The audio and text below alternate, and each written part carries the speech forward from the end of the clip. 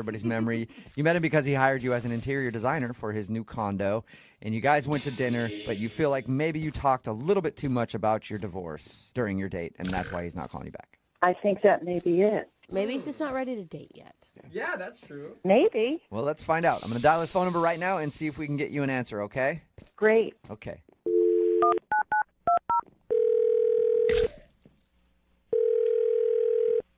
Hello? Hi, may I speak to Ken, please? Yeah, this is Ken. Ken, how are you? This is Jubal from Brook and Jubal in the Morning.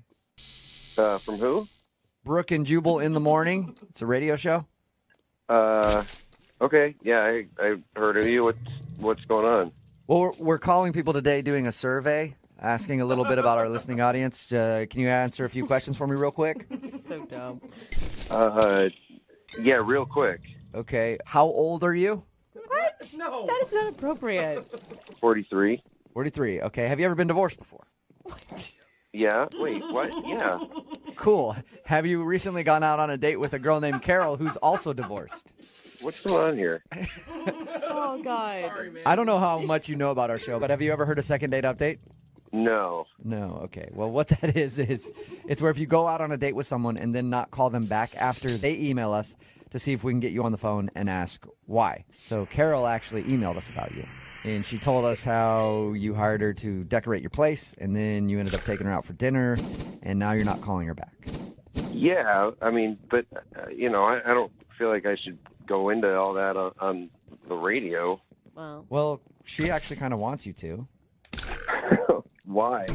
Because she liked you, and she wants to know what the reason is. Did she do something wrong on the date? I mean, it was just kind of strange, and I don't know, probably embarrassing for her, so I really don't want to get into it. Oh. Well, if you're saying that it's something that's going to embarrass her, she's prepared to be embarrassed. I mean, she's the one that emailed us to do this segment, so. Yeah, but I mean, she told me. I don't know if she would want me telling everybody who's listening to this. Well, that's kind of the deal when you do this. We tell you beforehand, like, you have to be willing to air whatever dirty laundry it is, and you have to be willing to hear something that might be embarrassing, so she knows. She's totally clueless. Okay. All right, well, yeah, I don't know how much she, told you about the date, but, we were talking, and both of us had been divorced, so we were just talking about some of our experiences with that, and apparently she's had 4 different husbands. Oh. Whoa. That's a lot. She only, It's a lot. yeah. Well, I mean. She only told us about one divorce, or at least made it sound like she only had one divorce. Yeah. Oh, no. This is really, okay. So yes, she said she had 4. Okay. 2 of them were actually divorces. Okay. One of them, I swear this is how I remember it. She said that she doesn't actually know where he is. He's missing? The words she actually used were missing in action, and then laughed about it. So wait, it wasn't like a legit military thing. I don't think so. I mean, if it was a military thing, I don't think she would have laughed. I mean, she laughed. She doesn't know where he is, and she laughed about it. So isn't she technically still married to him? I honestly, I didn't want to ask much beyond that. But she had said that she had been married 4 times. So, I was like, well, what about the last one? And she told me that he died. Did she laugh about that too, or was that a sad moment for her? No, she offered that, and so I was trying to be sympathetic, and she was sort of cavalier about that too. She said that apparently they were in the Caribbean, and he fell off of a hoverboard. What? Oh my God.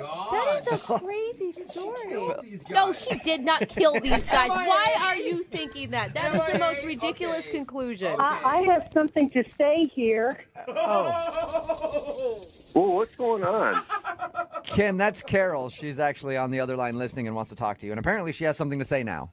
Yes, I do. I do have something to say here. Well, now's your opportunity. Carol, say it. Okay, I don't know where you got the impression that I was being cavalier.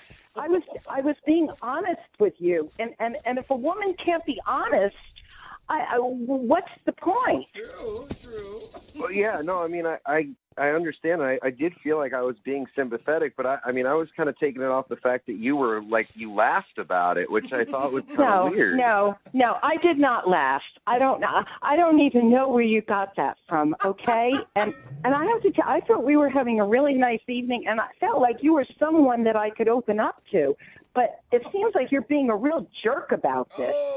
Hold on. No, I'm not being a jerk about this. I mean, I was being really, like I said, I was being really sympathetic with you. But honestly, you started off to tell me you were divorced and then went to tell me you had 4 husbands. You were joking about one that totally disappeared. Oh, no. Did I tell you he was missing in action? Yes. But the police don't even know where he is. So, Oh my God. by missing in action, do you mean he was in the military? No, he played the ukulele. Like as He was a. not the person I thought I married. Okay, so he was a ukulele player that just disappeared on you. He wasn't just any ukulele player. He was damn good at it. Okay. He was a professional. I am.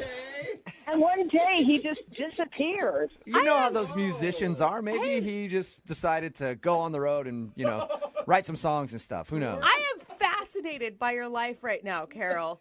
Well, I don't need you to be fascinated. I'm really embarrassed by what's going on here. I don't think you have anything to be embarrassed about, Carol. I mean, a lot of this is out of your control. Missing in action, a freak hoverboard accident. I mean, No, it's not my fault. And my 4 failed marriages had nothing to do with me.